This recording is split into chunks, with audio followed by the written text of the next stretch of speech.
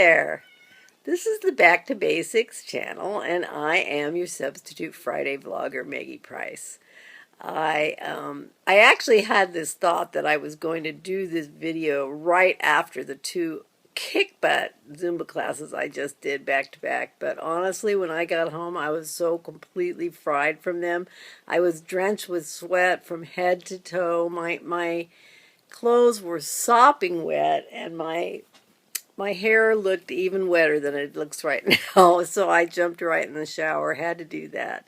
And now I am cozying on the bed. I'm wearing, as I often do, a big t-shirt that used to be probably snug on me, but now serves as a nightgown because it is huge and hangs on me.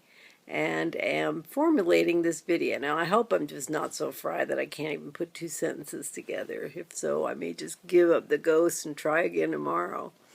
But since the thing that I wanted to talk about today is the tools that I did use to help get myself back from the regain abyss that I discussed last week, it's appropriate to talk right after Zumba because Zumba is a huge part of my life and is a big part of my arsenal of tools that I use when I'm trying to get back to basics and when I'm trying to keep myself healthy and fit.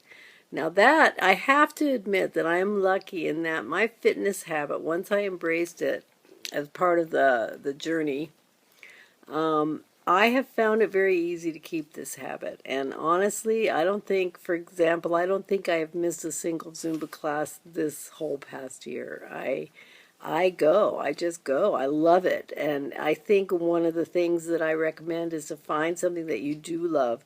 I'm one of those people that if I'm on the elliptical, I'm like, is it an hour yet? And it's been 5 minutes.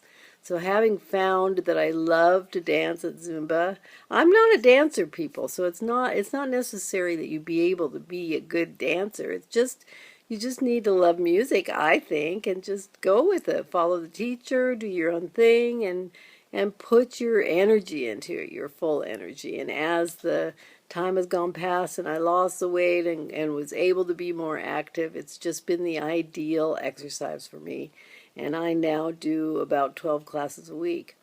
I was doing one in the morning and one in the evening, and then have decided to put in some more hours at work, and am actually finding that doing two back-to-back is working really well in terms of giving me more of a burn, more sweat, more of a workout, and hopefully will help me get these last few pounds off that I want to get off.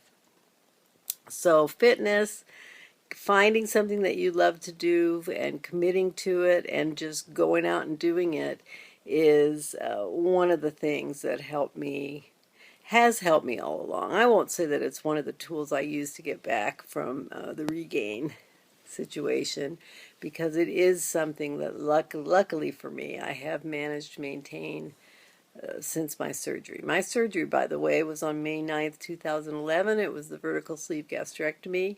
I started that journey at 280 pounds, and I reached my goal of 160 pounds on April 24th, 2012, and have maintained that pretty much with the exception of those few months of regain that I discussed that really had me questioning, whether I was going to be able to save myself, and took me to a bad place. And then I did return back to basics, partly with the help of the Transformation Academy on Back to Basics, and also, of course, with the help of myself, my ability to look within, and my ability to get it together, people. So one would be find an exercise you love and do it regularly. Another thing that I have realized really is important, and I think I had minimized the importance to a degree, is logging your food. I did that very religiously during the first, 10 months or so after surgery when I was on my way to goal. And then I got out of the habit, and honestly, it made a huge difference. So I believe that it's really important to log it. Some of the time you might estimate high, some of the time you might estimate low, but in any case, it's really good to keep a handle on what you're actually doing with carbs, with calories, with protein. I know that some of you don't count carbs, but for me, I'm a carb sensitive person and have found that I do need to monitor my carbs or I won't lose. I salute and admire and actually am jealous of those of you that don't have to do that. So carbs is something I need to do, and I use my Fitness Pal, and the reason I use my Fitness Pal, it has to do with one of the third things, that tools that I have used to end this regain situation, and that is my Fitbit. Now, I had noticed that a lot of people on Back2Basics and some other weight loss surgery forums I'm on had started using them and were raving about them. And I thought, well, I'll get one of those. I walk, and I'd love to see how many steps I am doing in my Zumba classes. And I absolutely love my Fitbit. It monitors my steps, it gives me goals, and the thing I really love about it is it syncs with my Fitness Pal, so that when I enter all the food and water and exercise into my Fitness Pal, it's carried directly into Fitbit, and then Fitbit it calculates what my deficit is, or basically how it all works out in terms of the ratio of exercise to calories eaten and etc. And so it's great to be able to look at all of that, at the picture of all that, and it gives me goals. I try and do 10,000 steps a day minimum. And obviously on the days that I do 2 Zumba classes, I do quite a bit more than that. For example, I'm at 16,000 tonight, and that's with those 2 killer Zumba classes. So the Fitbit is a great tool. Logging your food and really keeping track of what you're doing is a great tool. Finding exercise that you love and sticking to it is a great tool. And I would say that the fourth thing that has kept me on track and kept me really in the right place as far as following my rules is support. And I mean, I think if you're watching this video, you already know the value of that. Having people who can share the situation you're in, or who have tools to recommend that they can tell you about, or just to have a shoulder to cry on. It has been a really beautiful experience to form friendships with the online community, with people you've never met and may never meet, but consider close friends. And that, honestly, I think that when they talk about percentages of people who actually reach their goal in our various surgeries, I would not be surprised if one of the factors that keeps a person from getting to goal and staying there is lack of support.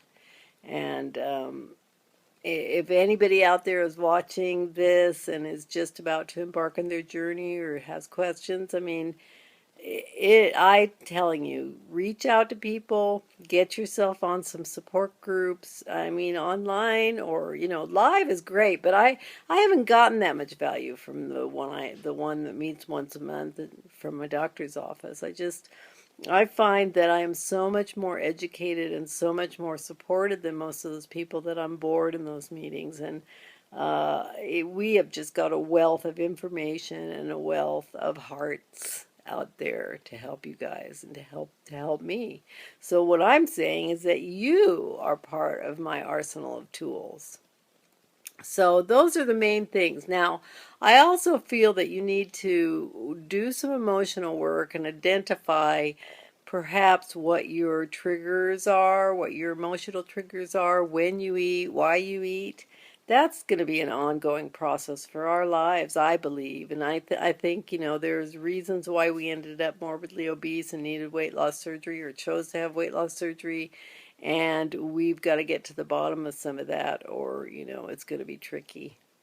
I think the last thing would be to identify what foods are a problem for you and what rules you need to follow. As I mentioned, not everybody needs to do low carb. I do. I know I'm carb sensitive, and that's something that I need to count. For me, sugar is a huge thing. Sugar is a trigger. I had hoped that perhaps I could have a little sugar in my life every day and somehow negotiate that. Uh-uh. I've got to do without it for the most part. I mean, I definitely can have some treats now and again, but it has to be planned and it has to be an on and then off thing for me. So no sugar is a rule that I follow. Bread is the same for me. I love toast and I love bread. I can't eat that much bread with my sleeve, but I can eat toast and nope. That's another thing that has to be a no for me. And for me, personally, the other thing is to not eat in the car. As I mentioned last time, I make this dried peanut butter by spreading peanut butter on paper towel and then changing the paper towel a few times over the next few days until it's very dry and a lot of the oil is gone. But I was keeping it in the car and I found that I was probably eating 400 or 500 calories in dried peanut butter mindlessly while I was driving. So I have a strict no eating in the car rule. Only in an emergency can I do that. So I think I've covered, most of the things that I have used in order to save myself from the regain situation and move forward in a clear way and in feeling like I'm in control. And I think that loss of control is really scary for all of us. And so it was great for me to find some things that worked for me. And I'd love to hear what works for you. I'd love to hear from all of you because I'm going to be doing this for a few weeks. And if there's anything you'd like me to talk about or any questions you have, please let me know. Meanwhile, I am going to kick back with my doggie and my husband, and I will see you next week. Bye-bye.